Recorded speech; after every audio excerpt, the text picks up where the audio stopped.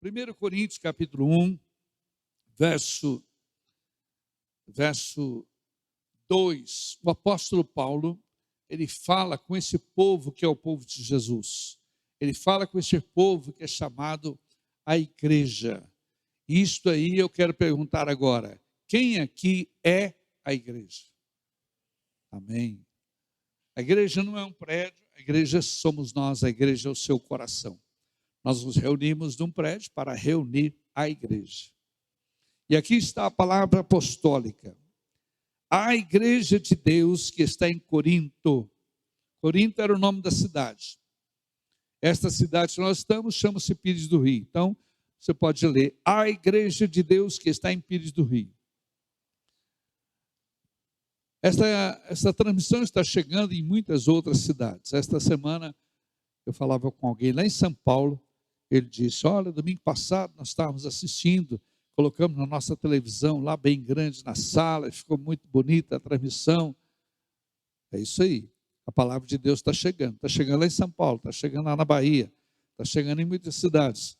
Então, a igreja de Deus que está aí, onde tem alguém assistindo, onde tem alguém ouvindo. Olha aqui a mensagem que Deus manda para a igreja. A igreja é chamada na Bíblia, igreja de Deus, igreja de Cristo, igreja dos santos, igreja. Só não é chamada de igreja de Santa Maria, de Santo Antônio, de São Pedro, de São Judas, das medalhas. Não tem nenhum lugar na Bíblia que fale isso. Então vamos tratar as coisas de Deus com o nome das coisas de Deus. Se alguém trocar o nome desse bebezinho que veio aqui à frente, o Davi, os pais não vão gostar.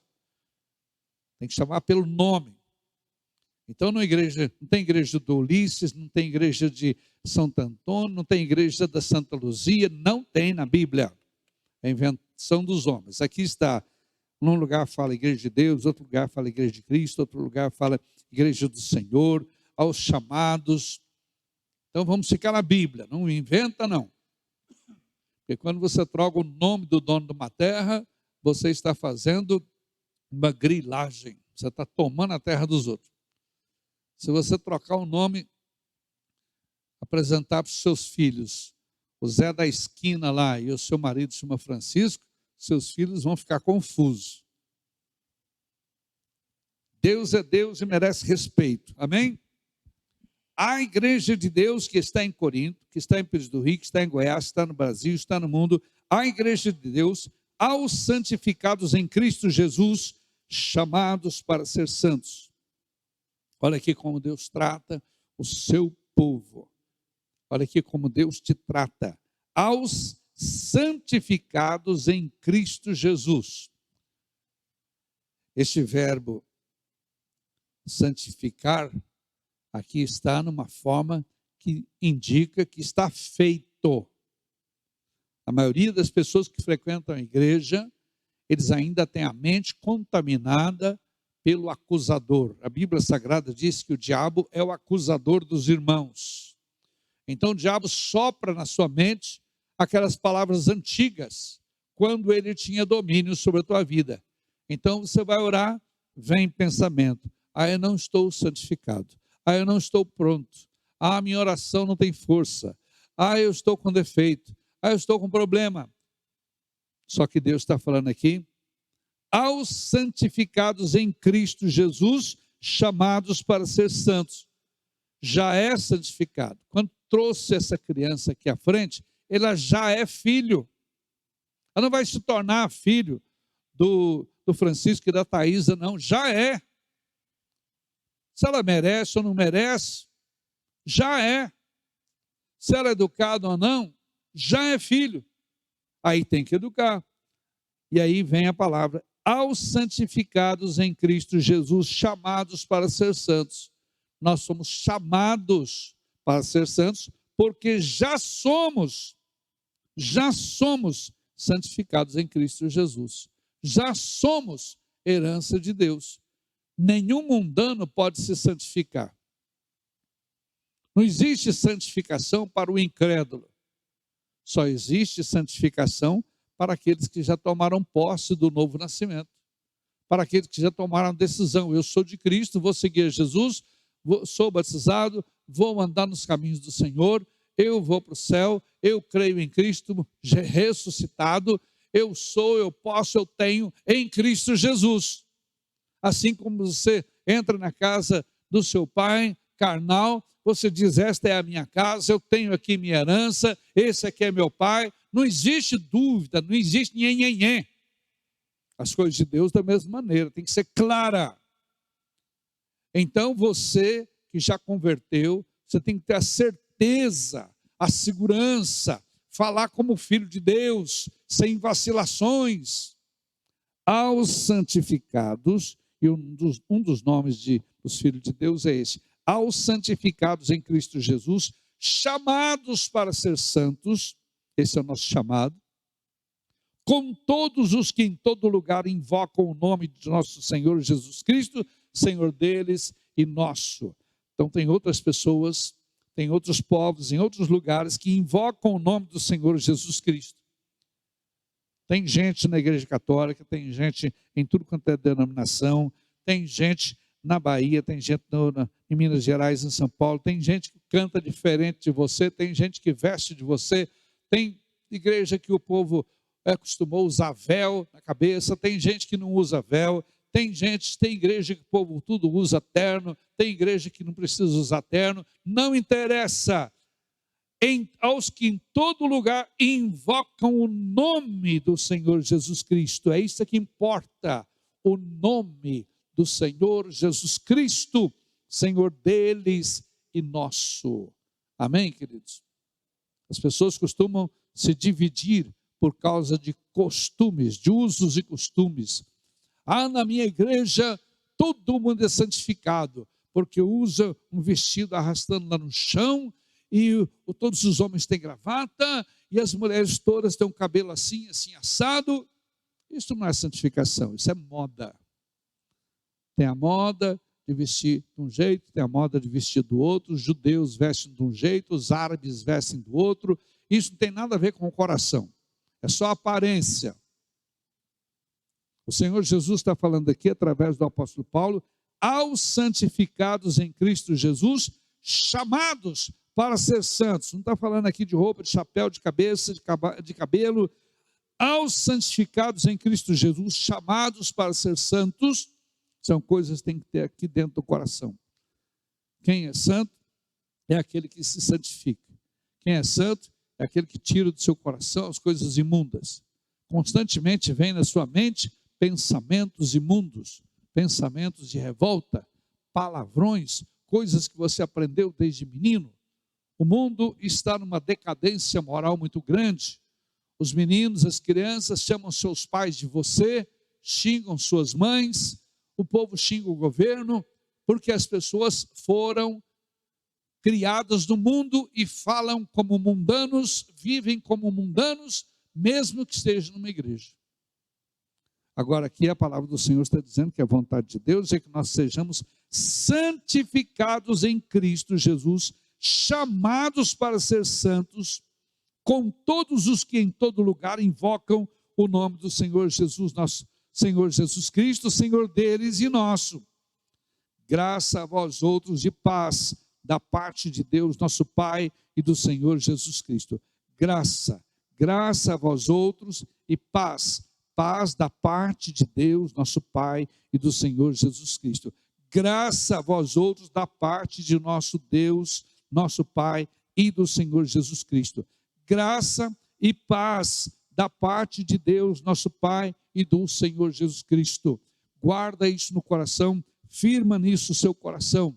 Eu estou na graça. O que significa isso? É que eu não mereço ser salvo, mas Ele me salvou porque Ele quis, de graça. Eu não paguei a salvação, mas Jesus pagou para mim naquela cruz. Eu recebo a salvação de graça. Eu não escrevi meu nome no livro da vida, mas Deus escreveu para mim, meu nome está lá, de graça. Eu não mereço receber o Espírito Santo, o batismo com o Espírito Santo, mas Deus me dá o batismo com o Espírito Santo, de graça. Eu não mereço ter dons, falar em profecia, ter visões, mas Deus fala comigo, Deus levanta um servo, Deus levanta um pregador, fala no meu coração e me trata como filho, de graça. graça. O maior impedimento para as pessoas servirem a Deus é o sentimento de condenação. Deus não ouve pessoas igual a mim. Então Deus vai ouvir quem? Jesus veio salvar e buscar o que estava perdido. Ele não veio buscar os santos. Ele disse, os sadios não precisam de médico. Eu vim buscar os que estavam perdidos. Os sãos não precisam de médico. Eu vim buscar os doentes. E você, quando se reconhece, eu não mereço, eu não tenho, mas eu quero receber. Eu não posso pagar, mas eu recebo a graça. E aí você está falando da linguagem de Deus. Um bebê, quando nasce numa casa, ele não fez nada para ser filho daquela casa. Ele recebe de graça. Uma criança, quando está crescendo, correndo numa casa, e o pai daquela criança tem fazenda, tem casa, tem empresa, aquela criança não fez nada para receber herança, mas se o pai morrer, ela recebe de graça, porque tem o nome do seu pai, o DNA. Olha, se você acredita nisso, nas coisas materiais, como é que você tem dificuldade para crer nas coisas espirituais? Se você acredita que uma herança aqui na terra pertence aos filhos aqui da terra, por que você tem dificuldade de crer na herança espiritual que pertence aos filhos do Deus espiritual, do Deus invisível, do Deus eterno, do Senhor que te criou? Aquele a quem você chama de Pai. Pai nosso que estás no céu, santificado seja o teu nome. Venha a nós o teu reino e vem de graça. Meus queridos, esta palavra é muito simples, no entanto, as pessoas complicam tanto. Ficam querendo ver perfeição. Quantas pessoas vêm na igreja e vê fulano sentado lá, diz, não vou voltar nessa igreja não, porque ali tem gente com defeito. Aí ele vai procurar outra igreja. Chega lá e vê o Beltrano, Ciclano, nossa, aqui também tem defeito. Ele sai procurando uma igreja perfeita.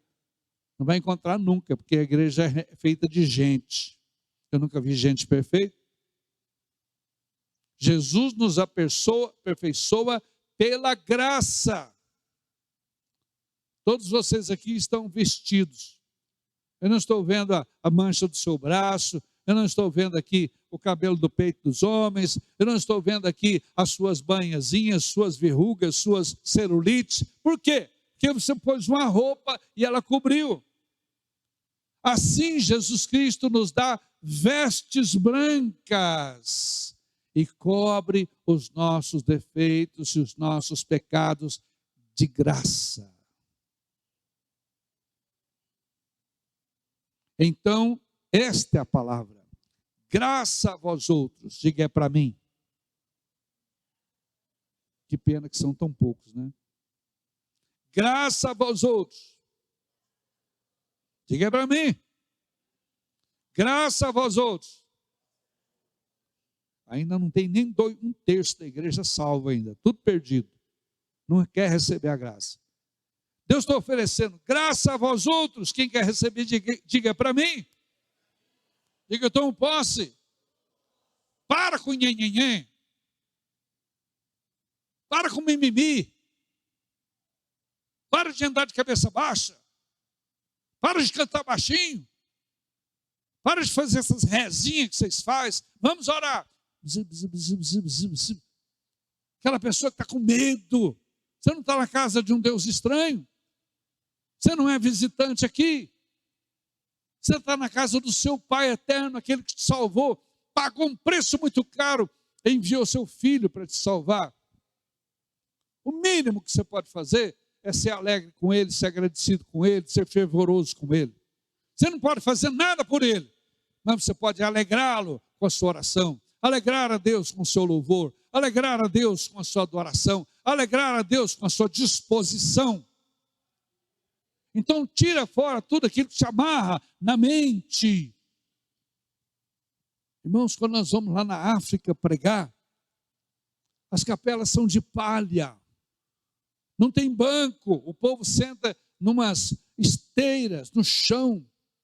Algumas igrejas que já estão melhor, tem um toco assim, enfiado assim na terra, e uma tábua pregada em cima, e o povo canta, e o povo dança, não tem jeito de parar o culto, porque o povo canta 2 horas sem parar.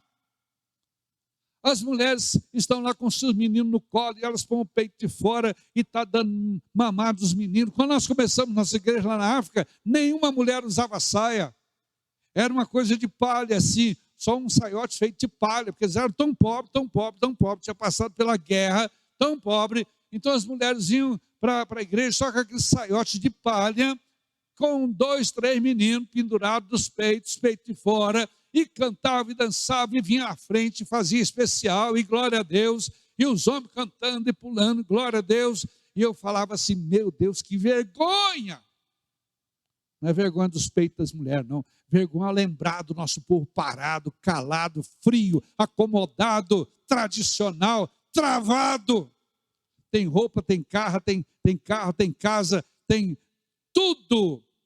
E fica aí. Meus irmãos, tem misericórdia. Se eu fico triste quando vejo isso, imagina o nosso Deus, que manda anjos cantar junto conosco, que derrama sua glória no nosso meio. Nosso Deus que responde a sua oração, que tem prazer em te socorrer, e sem Ele você não é nada. Amém? Amém? Amém. Eu estava lembrando lá na África, quando o pastor falou assim, vamos colocar uma bandeja aqui à frente, e vamos orar para quem trazer a oferta. Com pobreza daquela, eu falei, quem vai trazer a oferta, gente? Os homens e as mulheres começaram a levantar e dançar, e vinha, jogava uma moedinha, e dançava, e voltava dançando do seu banco, batendo palmas, assim, na maior alegria. Na maior alegria. Eu vi gente trazendo caixa de banana e colocando lá de oferta no altar. Eu fui num casamento lá e fiz o casamento, me convidaram para celebrar o casamento. Quando termina a festa, é desse jeito. Faz um almoço lá, e a comida simples, mas eles fazem. Quando terminou, todo mundo passou lá e pegava uma nota assim, e tinha no paletó do noivo, eles colocaram uma opção de alfinete daqueles de fralda, aí as pessoas vinham e pregavam no alfinete assim, uma nota de presente para o noivo. Era R$1, era R$2, era, ou quem tinha mais condição, era R$50, o noivo ficava com o paletó todo cheio de presentes assim, ó. Eu vi um padrinho trazendo um pau de lenha para o fogão dos noivos. Ele não tinha dinheiro para dar de presentes para o noivo. Ele entrou cantando e dançando com um pau de lenha nas costas e pôs lá. O que vale? É o valor ou a intenção? É a intenção. O seu louvor, a sua adoração, diante do que os anjos cantam, tocam trombeta, tocam harpas, a sua adoração, a nossa adoração, o nosso cântico é como um pau de lenha, é um trem grosseiro, é uma coisa desafinada, é uma coisa rachada, mas quando a gente entrega com carinho, Deus recebe. Amém, queridos? É isso que eu estou falando para vocês sobre esta graça que a Bíblia está dizendo aqui. Graça a vós outros e paz da parte de Deus, nosso Pai, e do Senhor Jesus Cristo. Sempre, está lendo a Bíblia aí? 1 Coríntios, capítulo 1, verso 4. Estou pregando na Bíblia. Aqui nós pregamos a Bíblia, tá? Você vai nas igrejas aí, você ouve tanta conversa fiada. Tem que ouvir a Bíblia. Tanta encheção de linguiças, tem que ouvir a Bíblia. Você ouve tanta heresia, tem que ouvir a Bíblia. 1 Coríntios, capítulo 1, verso 4.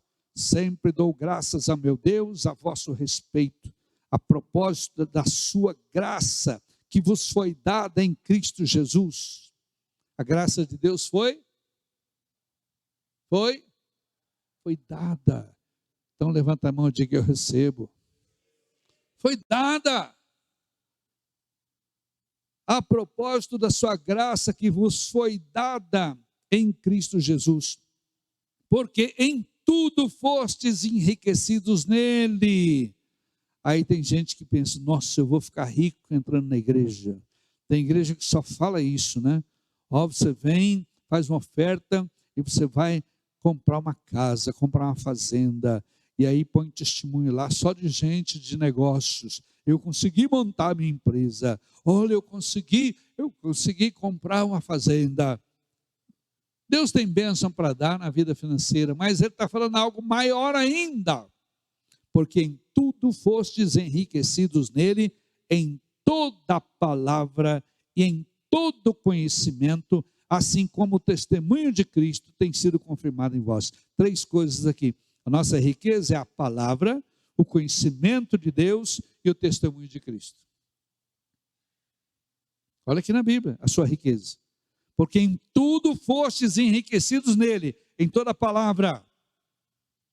Aí não tem paciência de ler a Bíblia, está pobre.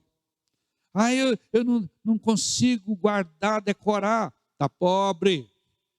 Em tudo fostes enriquecidos nele, em toda palavra, em todo conhecimento. Conhecer a Deus é saber o que Deus gosta, o que Deus sente, o que Deus pensa, conhecer os mandamentos do Senhor, conhecer a direção de Deus. Conhecer a Deus, fostes enriquecidos nele em toda palavra e em todo conhecimento, e assim como o testemunho de Cristo. O testemunho de Cristo é o que você mostra. Mostra uma vida abençoada, mostra a palavra da sua vida, mostra misericórdia para os outros, mostra amor, mostra testemunho. Ah, mas eu não tenho que viver de aparência. Não, você não tem que viver de aparência, mas o que você mostra é o que vai trazer as pessoas para Jesus. Jesus disse: vós sois uma cidade construída sobre um monte. Não se pode esconder a cidade. Quando você vem de viagem, de longe, você já vê as luzinhas brilhando da cidade. Não se pode esconder. Ela não foi construída num buraco. Lá na antiga capital de Goiás, Goiás Velho, é que você viaja, só quando está chegando em cima da cidade, é que você vê a cidade lá no fundo do buraco. É lá na beira do brejo, lá na beira do rio. Toda vez que chove, rebenta tudo. Uma cidade edificada sobre um monte, ninguém pode esconder. A sua vida não pode ficar escondida. Seus parentes, seus vizinhos têm que saber. Você chega e dá testemunho. Algum cunhado chama: vamos fazer um churrasco lá em casa? Vamos. Chega lá na hora, você diz: para um pouquinho, deixa eu dar uma palavra aqui. E fala de Jesus rapidamente, agradece a Deus pela comida, faz uma oração, abençoa toda a família ali, e aí você já vai ver que as palavras deles, aquelas gritarias, aqueles palavrões, já vão murchar, porque a presença de Deus traz temor. Alguém ali deu testemunho de Cristo. Meus irmãos, é simples servir a Jesus, porque em tudo, verso 5, 1 Coríntios 1, verso 5, porque em tudo fostes enriquecidos nele. Quem quer ser rico espiritualmente, rico para Deus, diga amém. Porque em tudo fostes enriquecidos nele. Nele, tem que estar nele, porque em tudo fostes enriquecidos nele. Sem ele você é pobre. Porque em tudo fostes enriquecidos nele. Em toda palavra, em todo conhecimento, assim como o testemunho de Cristo tem sido confirmado em vós. Se você é professor, dê testemunho de Cristo. Se você é mecânico, dê testemunho de Cristo. Se você é vendedor, dê testemunho de Cristo. Se você é dono de casa, dê testemunho de Cristo. Seus vizinhos, seus clientes, seus amigos, fala de Jesus, não perde oportunidade. A pessoa começa a chorar miséria, começa a contar problema, fala: para um pouquinho, vem cá, vou orar com você. Eu me lembro desde pequenino, meu pai trabalhando, ele tinha uma oficina de enrolar geradores, enrolar motores, e aí vinha aqueles motoristas, todo caminhão tinha gerador, aquilo queimava muito, então eu chegava lá rápido, eu tenho que entregar essa carga aqui, tenho que arrumar meu gerador aqui, e aí já estava pronto o outro lado, recondicionado. Meu pai só colocava no lugar, bonitinho, novinho, embaladinho, ele fazia com todo carinho. Não, mas eu não quero comprar um novo. Não, esse aqui não é novo, não, ele é recondicionado. Você vai pagar o serviço do seu. Eu vou reformar o seu e ele vai ficar bonitinho assim novamente. Só que você não pode esperar, então eu já estou colocando no lugar outro da mesma marca, do mesmo modelo, e ali as pessoas respeitavam o trabalho dele. Aí quando a pessoa pagava, ele sempre cobrava mais caro. Se o mecânico lá cobrava 80, ele cobrava 100. Porque ele falava, o meu serviço é melhor. Ele se valorizava. Os mecânicos tudo andavam de bicicleta, meu pai andava de carro. Isso há 50 anos atrás. Os mecânicos, os donos de oficina, tudo andava aquela roupa suja, empastelada de graxa que as mulheres gostam, né? Amam quando o marido chega em casa, todo lambrecado de graxa, assim. É facinho de lavar, né? As mulheres amam os maridos engraxados. Meu pai usava um avental, igual um enfermeiro, um avental azul para trabalhar. Terminava, chegava em casa limpinho, calça, camisa limpinho, e quem estava trazendo serviço ficava impressionado. Mas mais impressionado ficava quando eles iam pagar. A pessoa, quanto foi? É 100. A pessoa entregava o dinheiro, meu pai falava, você tem trocado? Antigamente, todo mundo tinha muito trocado, era um pacote de dinheiro assim, 10, 10, 10, 10, 5, 5, 5. Aí meu pai pegava, pagou 100, já tirava 10 assim, e aí a pessoa pensava que ia devolver de troco, né? Tinha uma caixinha assim na prateleira, bem atrás, meu pai já punha, jogava lá dentro daquela caixinha, pegava os 90 que sobrava e colocava dentro do caixa. E aí muita gente perguntava, tinha gente que ficava só olhando, mas muita gente perguntava, ué, por que o senhor pôs dinheiro, um no caixa, outro na caixinha? Ele falou, porque esse da caixinha aqui é os 10%, é o meu dízimo, esse aqui eu levo na igreja. Aí, mas se eu pago o dízimo? Pago o dízimo, eu entrego o dízimo. Ali já era motivo para dar testemunho. Ali já era motivo para começar um assunto e falar de Jesus. E em todos aqueles amigos que havia na mesma área de profissão, meu pai estava em melhor situação. Eu lembro que quando chegou a televisão preto e branco, a primeira televisão que teve lá no nosso bairro, no nosso lado da cidade, foi a nossa. Aí os vizinhos todos vinham para a nossa casa à noite para assistir. Tinha que abrir as portas da sala, o povo tudo sentava na sala, no alpendre, até na rampa, assim, que tinha uma rampa para dar na calçada, para assistir a televisão. Depois, quando começou todo mundo a comprar a televisão, aí meu pai fechou a porta, fechou a janela. Mas a primeira televisão do bairro foi a nossa. Não é que meu pai era rico, ele entregava o dízimo, ele era esforçado, ele queria servir as pessoas. Meu pai comprava um disco, e não era LP, nem CD, era aqueles discos de 78 rotações, com uma agulhona assim, metal, e uma boca assim de metal. Ele punha no alpendre, tocava no alpendre, hinos de louvor, todo sábado à tarde. Foi na cruz, e os vizinhos comentavam, mas que música diferente, senhor pôs, gostei daquela. Já era a rádio ali do bairro falando de Jesus. O primeiro carro do bairro foi do meu pai. A melhor casa era ali do meu pai. Por quê? Ele era mecânico igual aos outros. Ele enrolava o motor igual aos outros. Eu cresci fazendo isso. Nós não éramos mais do que ninguém. Mas uma coisa, ele era fiel. Ele separava o dízimo de tudo que ele ganhava e ele pregava em todas as oportunidades que ele podia. E aí acontece isso aqui, ó. Aí acontece isso aqui. Porque em tudo fostes enriquecidos nele, em toda a palavra, em todo o conhecimento, assim como o testemunho de Cristo tem sido confirmado em vós. Está aqui na Bíblia, irmãos, a receita. Segue a receita que dá certo. Amém? Segue a receita que dá certo, está aqui na Bíblia. O caminho da vida está aqui. Porque em tudo fostes enriquecidos nele, em toda a palavra, em todo o conhecimento, assim como o testemunho de Cristo tem sido confirmado em vós, de maneira que não vos falte nenhum dom, aguardando vós a revelação de nosso Senhor Jesus Cristo. Nós estamos aguardando a revelação do Senhor Jesus Cristo. Que revelação é essa? Aguardando o dia que Jesus vai se revelar, vai aparecer, vai vir a essa terra, vai voltar como o Rei dos Reis, vai acabar com a maldade, com as guerras, com a hipocrisia, com a corrupção, com as drogas.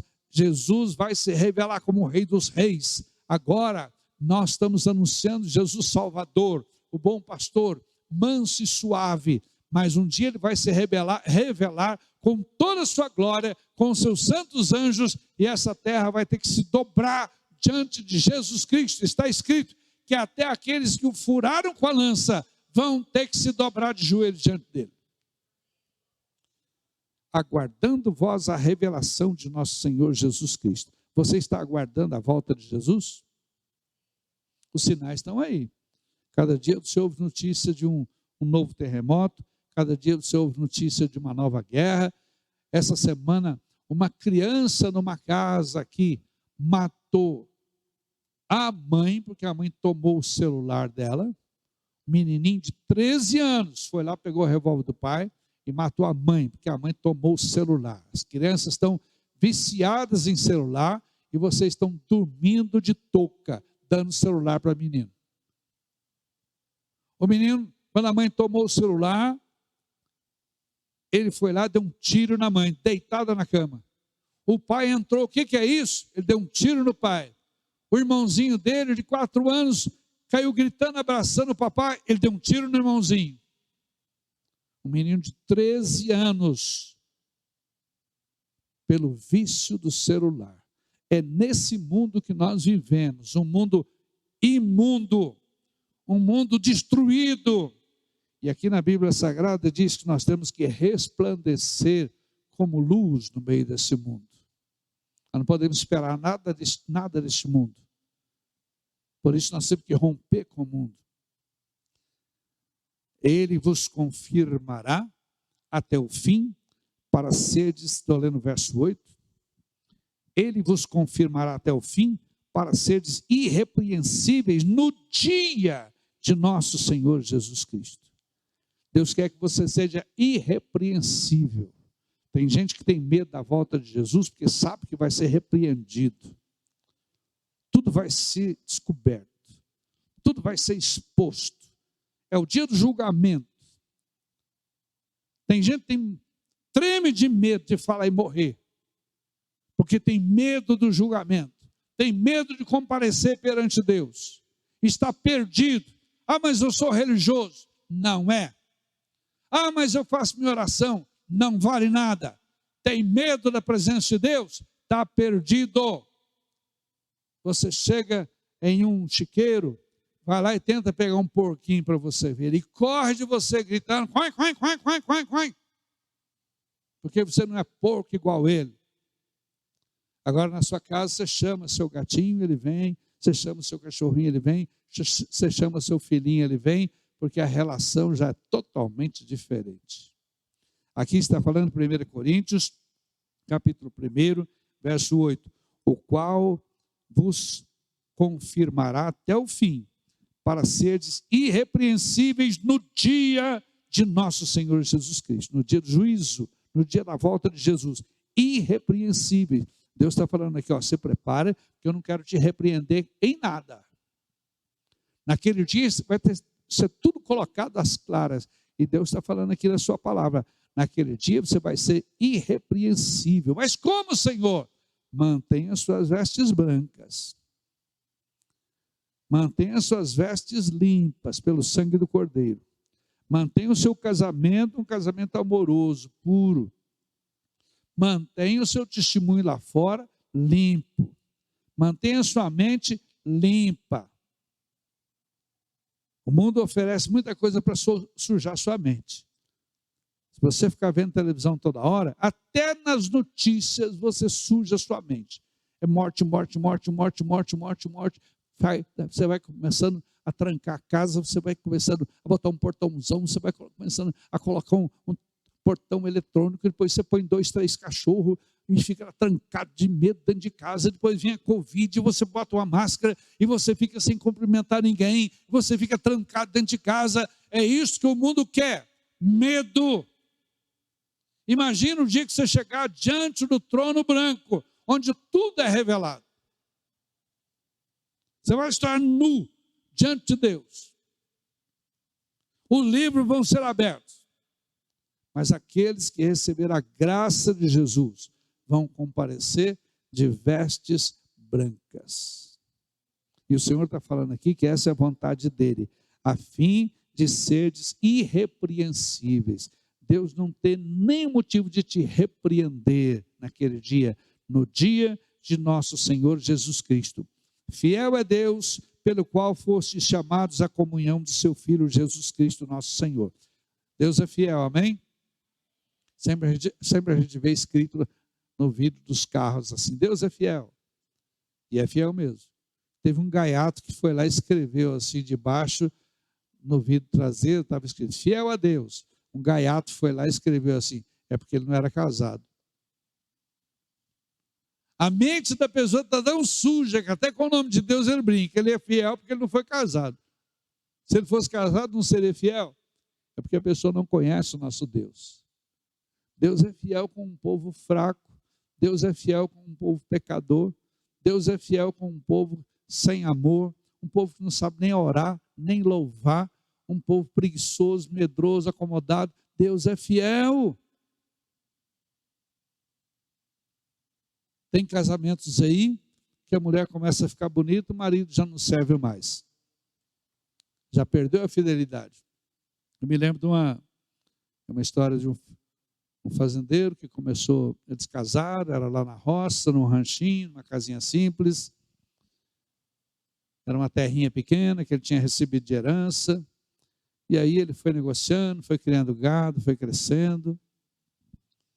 E um dia ele falou para sua esposa, vou comprar para você uma casa na cidade. Porque nós já mandamos nossos filhos estudar, nossos filhos são doutores. Vou comprar uma casa bem bonita na cidade, porque agora tem condição. Pegou dinheiro, foi lá, comprou uma mansão na cidade. Eles que eram acostumados a viver na casinha simples lá da fazenda. Chegou lá na cidade, a mulher com o caminhão e aqueles móveis de fazenda. As prateleiras de madeira, aqueles guarda-louça antigos, aqueles guarda-roupa antigão. Quando pôs dentro da casa, a mulher falou, vixe, não combina com a casa, vamos mandar comprar tudo novo. Foi lá na loja, comprou tudo novo, os móveis. Aí foi, tirou as roupas das caixas, aqueles vestidão chita, aquelas calçonas de tirar leite do curral, foi pendurando assim, falou, não combina. Não combina com o meu guarda-roupa novo, com a minha casa nova, essas roupas de roça. Foi lá e comprou tudo novo. Aí à tarde chega o marido da fazenda. Quando ele entra na casa, butinão, cheirando cocô de vaca, ela olhou para ele. Não combina. No outro dia tinha arrumado um namorado lá na academia. Parece brincadeira, mas é isso que está acontecendo. É assim que o povo está vivendo. O orgulho e a vaidade sobe no coração. Deus os abençoa para tirar do buraco. Quando tira eles do buraco, eles acham que são reis. Eles acham que pode tudo. Mas o Senhor está falando aqui que Ele quer nos encontrar irrepreensíveis no dia final, porque Deus é fiel. Deus é fiel. Você tem que ser fiel com Deus, na pobreza ou na riqueza. Deus é fiel. Quando eu comecei a pregar, eu enrolava geradores e motores. Aí minha esposa, novinha, sem experiência nenhuma na vida, eu ensinei ela a enrolar as bobinas. Ela enrolava os fios lá na mão e amarrava tudo direitinho para eu colocar dentro dos motores. Eu fazia o seminário de manhã, trabalhava à tarde, e à noite, um dia nós estávamos na igreja pastoreando, outra noite nós estávamos até tarde enrolando o motor. Minha esposa nunca tinha pegado numa agulha de costura, porque era filha única, criada num colégio interno, com todo mimo, mas agora casou, me amava, pegou, pôs a mão na massa e foi enrolar motor comigo. Aquilo que estraga a unha, corta o dedo. Por isso nós estamos completando agora 50 anos de casado. As pessoas, quando se vê numa situação melhor ou pior, já não são fiéis mais. Não são fiéis na dor e na alegria. Não são fiéis na riqueza e na pobreza. Só são fiéis quando está tudo bem, para aproveitar. Meus queridos, uma das piores coisas no coração de quem não está preparado é abundância, conforto e riqueza. Destrói qualquer um, destrói qualquer casamento. Os filhos ficam loucos. Esses dias eu conversava com um pai, ele dizendo, meu filho era obediente, meu filho me ajudava, meu filho pedia bênção para a mãe, aí nós melhoramos de vida, hoje nós ganhamos melhor, mandamos nosso filho estudar noutra cidade, na faculdade. Ele voltou doutor, mas grita comigo, que sou o pai, grita com a mãe, diz que nós somos burros, ignorantes. Meu filho está morando com outro homem, está cheio de piercing, cheio de brinco, não reconheço mais aquela coisa que está lá em casa. Mandei meu filho para ser educado e ele voltou totalmente destroçado na moral, na vida, não quer nada com Deus, porque dizem que essas coisas são coisas atrasadas. Meus queridos, isso tem acontecido demais. E é isso que tem acontecido com Deus e o seu povo constantemente. Deus abençoa o seu povo e eles desviam. Deus abençoa a sua vida e você desvia. Deus abençoa os jovens, eles crescem, prosperam e desviam. Nós temos aqui, dos jovens da igreja, uns 5 médicos formados, trabalhando pelo mundo afora. Nenhum deles manda o dízimo para a igreja que o abençoou. Nenhum deles frequenta a igreja que orou por ele aqui, a mãe dele aqui, fazendo voto na tarde da bênção, jejuando pelo seu filho estudando. Teve alguns que nós fizemos coleta entre os irmãos para ajudar a pagar a pensão dele lá. Nenhum deles volta para ter comunhão com Deus, porque agora eu sou doutor, agora eu tenho uma nova classe social. Nós temos cerca de 100 advogados formados aí, espalhados pelo Brasil todo, que eram meninos aqui de pé no chão.